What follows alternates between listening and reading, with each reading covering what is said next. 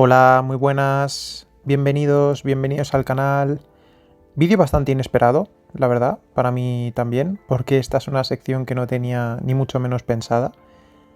Pero he escuchado la rueda de prensa de Xabi Alonso y me ha parecido bastante interesantes algunas preguntas y he dicho, oye, pues igual puede ser interesante el poder dar mi visión sobre algunas de esas cuestiones que se han planteado en la rueda de prensa. Lógicamente no os voy a traer preguntas de relleno, digamos, por eso ni siquiera sé si va a tener una gran continuidad esta sección, porque habrá ruedas de prensa que tendrán preguntas que sean contestadas mediante tópicos y mediante cuestiones que no considero verdaderamente interesantes. Lo que pasa es que en esta rueda de prensa sí que he notado por lo menos 3, 4 cuestiones que me parecían bastante interesantes de tocar, así que voy a ir con ello.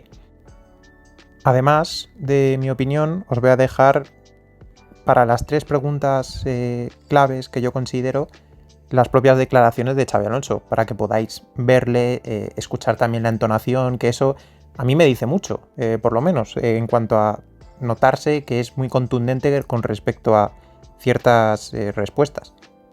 Y una de las preguntas que le han hecho es si, bueno, en base a todo el debate que se ha generado sobre Fede Valverde, el cambio de posición y todo eso, sobre si él tiene en cuenta para alinear a un futbolista la opinión del mismo sobre la posición en la que va a ocupar y bueno, esta ha sido su respuesta.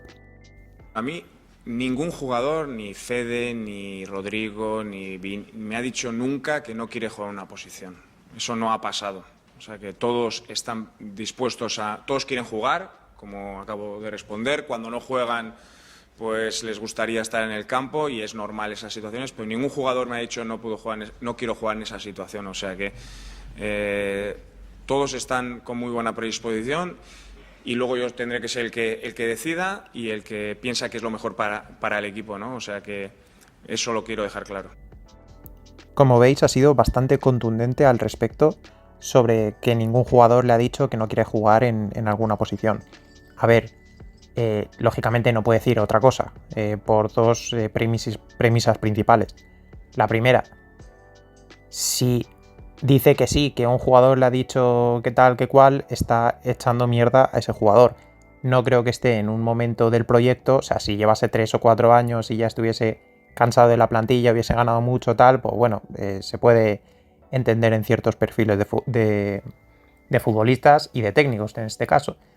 Pero no es el caso, está iniciando el proyecto, entonces no puede echar mierda así por echarla.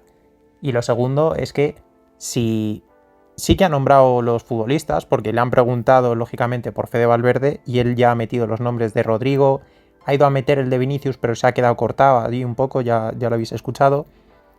Y, y claro, lo que pasa es que no puede decir otra cosa porque imaginaos que no es contundente al respecto y efectivamente vemos como Rodrigo solo juega en banda izquierda, como Valverde, pese a que el equipo necesite de él en el lateral derecho, ya no en esta situación de emergencia total, sino mismamente en el Wanda, yo creo que no pintaba nada en el centro del campo en ese momento y Asensio de lateral derecho, o sea, Valverde tendría que haber jugado de lateral derecho esos minutos finales, por lo menos bajo mi opinión.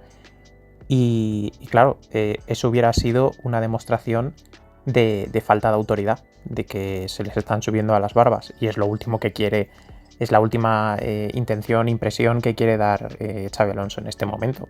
Así que esa es mi visión sobre este aspecto. Luego le han preguntado sobre Lunin, sobre la figura de un portero suplente, que suele ser un detalle que muchos entrenadores gestionan de diversa manera, porque al final pues todos los entrenadores tienen normalmente un titular y luego un suplente que no juega prácticamente nada o juega algún partido casi intrascendente o competiciones, digamos, menores, ¿no? Y os traigo esta porque me parece que ha sido curioso cuando ha dicho bueno, que Lunin está preparado, que ha demostrado el portero que es, pero que lógicamente que Tibú es un grandísimo portero y que en diciembre empieza la Copa. Y claro, se podría haber quedado ahí, pero después de decir esto ha dicho, habrá que ver qué decisión tomamos. No sé si ha sido una simple elección de palabras como otra cualquiera y yo le estoy metiendo más bisturí del debido, pero que después de decir lo de que empieza la Copa, diga lo de habrá que ver qué decisión tomamos, me ha sonado a que tampoco es que le vaya a dar la Copa de manera íntegra sin pensarlo ni un momento. A mí me ha sonado a eso, igual luego nos demuestra que sí, que le da la Copa íntegra a Lunin. Y oye, yo creo que como poco se lo merecería, pero recordemos que Ancelotti mismamente le dio la Copa a Lunin hasta que empezaron a llegar los partidos importantes y ahí sí que los jugó Thibaut Courtois. Luego también ha dicho que una cosa, bueno, un detalle interesante, que yo por lo menos no sabía, no sé vosotros, y es que ni Ancelotti ni Zidane hacían calentar a los suplentes, a los que ya saben que van a ser suplentes en un partido. Y Xabi Alonso, sin embargo, sí. Dentro de la metodología de Xabi Alonso está el hecho de que los suplentes también hacen calentamientos, hacen rondos, tienen esa preparación previa a un partido. Bueno, la respuesta es bastante lógica, o sea, lo hace para que si hay alguna lesión durante ese calentamiento de los titulares, pues el suplente que salga pues va a salir en buen estado de forma. Es cierto que esto no se da mucho en el mundo del fútbol, se han dado muy pocas ocasiones, pero para las ocasiones que se dé, pues ahí está, pues dentro de la metodología de Xabi Alonso, digamos que puedes paliar de mejor manera esa posible ausencia. Una de las preguntas que más me han llamado la atención ha sido también una sobre Endrick. Le han preguntado especialmente, o sea, específicamente le han dicho las diferencias que te puede aportar un perfil como Endrick respecto a Mbappé y Gonzalo. Bueno, yo me quedo sobre todo las diferencias de Endrick respecto a Mbappé. Y aquí os dejo la respuesta de Xavi y ahora voy con lo que os quería comentar sobre ello. Endrick sí que viene una lesión un poco más larga y sí que viene un poco detrás, pero ya está entrenando, ya lleva, no sé, 3 semanas entrenando bien y es cuestión de ver el contexto del partido, que se pueda abrir un momento para que pueda jugar, pero bueno, tiene gol, necesita muy poco para disparar, tiene una finalización brutal, luego también pica muy bien al espacio, o sea que hay mucha competencia ahora en la posición y en las periféricas también y llegará el momento. Bueno, ya lo habéis escuchado, no sé si os llama la atención algo. A mí lo que me llama la atención es que le pregunten sobre las diferencias que tiene Endrick respecto a Mbappé y las cualidades que nombra de Endrick son exactamente las que tiene Mbappé. Porque de Endrick dice, tiene gol, una definición brutal y pica muy bien al espacio y hace muy bien esos desmarques al espacio. Y yo me pregunto, ¿acaso no es eso lo que hace Kylian Mbappé? Tener mucho gol, una definición brutal y romper muy bien al espacio. Efectivamente. Por eso, porque comparten características, en verano, sobre todo cuando se quedaba Rodrigo, yo decía, Endrick tiene que salir cedido. No porque no crea en este jugador, porque creo y mucho. De hecho, he hecho ciertas comparaciones entre él y Mbappé, que ahora no vienen al cuento, pero que las he hecho y están ahí, y es porque yo creo en este jugador. Pero me gusta también el matiz que ha introducido sobre tiene mucha competencia en su posición y en las periféricas. ¿A qué se refiere con las periféricas? Bueno, en su posición es evidente que es Mbappé, también Gonzalo, pero es más secundario. Y en las periféricas se refiere a que en caso de cambiar de esquema podría entrar él. Lo que pasa es que si vas a cambiar de esquema, meter una doble punta, por ejemplo, pues es que igual sí, entra Gonzalo o puede entrar Jude Bellingham mismamente. O no cambias de esquema, juegas con los extremos tal. Endrick podría hacer de extremo derecho. Podría hacer esa función. No propiamente dicho de extremo derecho, pero sí podría tener ese tipo de cuestiones. Podría caer en el área, en una zona en la que a la que le cayese el balón la podría zumbar con la zurda preferentemente, pero también con la diestra. Tendría otro jugador para cargar área si estás siendo muy dominante y llevando el balón constantemente a esas zonas de remate. ese tipo de cosas. Pero ¿qué pasa? Que en el extremo derecho está Franco Mastantuono, está incluso Brahim, y ahora incluso con la reentrada al equipo de Jude Bellingham, si se va a caer del centro del campo, podemos decir, Arda Güler, y se va a colocar como extremo derecho, pues es otro jugador aún más que tiene por delante Endrick. Por eso, en verano yo decía, es que Endrick tiene que salir cedido. ¿Por qué Endrick y no Gonzalo? Pues porque Gonzalo sí que te aporta unas condiciones muy distintas a lo que tienes, no solo con Mbappé, sino con el resto de delanteros. Con Gonzalo tienes, quitando a Jude, el único jugador ofensivo que realmente tiene capacidad de remate aéreo, de capacidad para poder marcar goles de cabeza. Y ese perfil, aparte de que es complementario y diferente a Mbappé, es un perfil que todo equipo grande debería tener en su equipo. Es complejo el hecho de que pues ese tipo de jugadores son muy específicos, entonces tienes que encontrar ese equilibrio entre tener un jugador de muy buen nivel en ese tipo de cuestiones y que al mismo tiempo no te genere un problema en el vestuario por lo poco que va a jugar. Ahí nosotros pues, tuvimos la grandísima suerte hace escasos años con Joselu. Joselu fue un perfil de jugador que no solo nos daba puntos, sino que nos daba o nos podía dar títulos.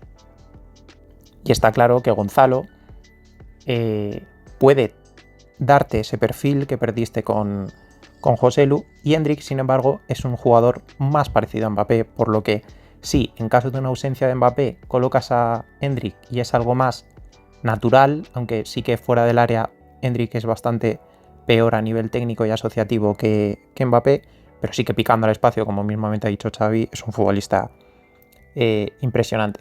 Pero me ha gustado esta pregunta, cómo la ha enfocado el periodista, la diferencia con Kylian, pero cómo Xabi Alonso, diciendo las cualidades de Endrick, en realidad ha definido a Kylian Mbappé. Y la última que os quería dejar es sobre el encaje entre Jude Bellingham y Arda Güler, porque bueno, también ha dicho de Jude que está mejor, que es fundamental, que también ha hablado con él y que ya le había dicho Tuchel que no iba a ir con Inglaterra, pero que está seguro que volverá con la selección, que es un jugador muy importante, que tiene mucha calidad, que es muy desequilibrante, en fin, todo ese tipo de cosas.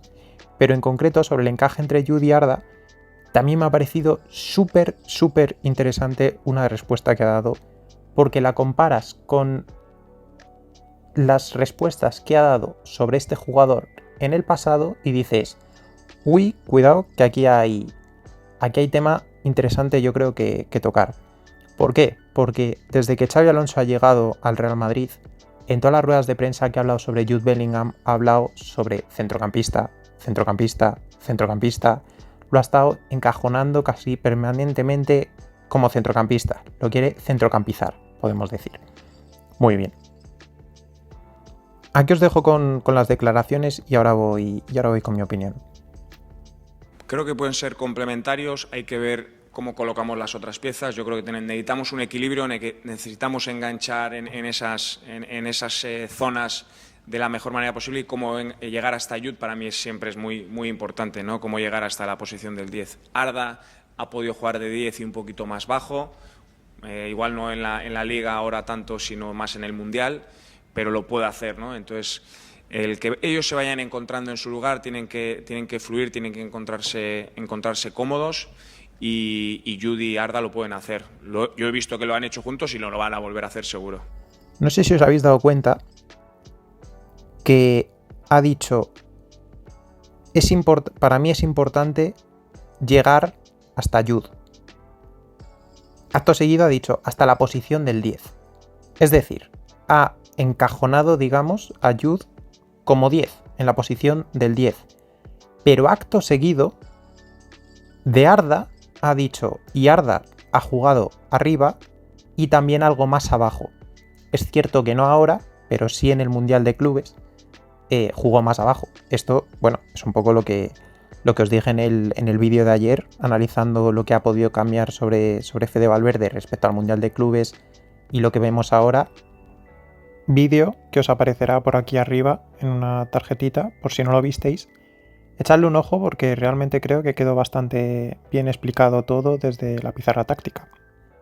Uno de las piezas que yo decía que era clave en ello era la posición de Arda. Antes Arda estaba más de centrocampista, más abajo, y ahora Arda está claramente más de media punta, tratando de, seguramente, potenciar lo máximo posible su capacidad para llegar a área y poder marcar goles, pero sobre todo para abastecer a Mbappé, para fomentar esa sociedad que se hace prácticamente de memoria, que es la que ya vivimos en su momento con Mesut Özil y Cristiano Ronaldo, pues la estamos reviviendo con Güler y Mbappé.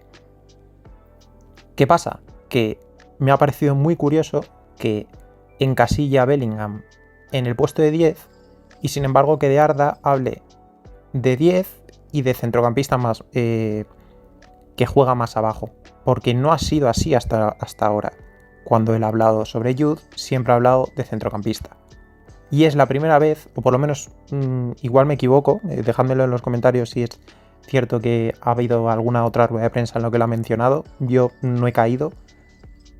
Creo que es la primera vez que habla de Jude Bellingham como 10. Y me parece bastante interesante, porque ahora, a la hora de encajar a los jugadores, lógicamente tú ves el esquema y dices, en este esquema cabe un 10. Incluso Franco podemos decir que es 10, lo que pasa es que está acostado a la derecha, pero cabe un 10 y va a ser Bellingham.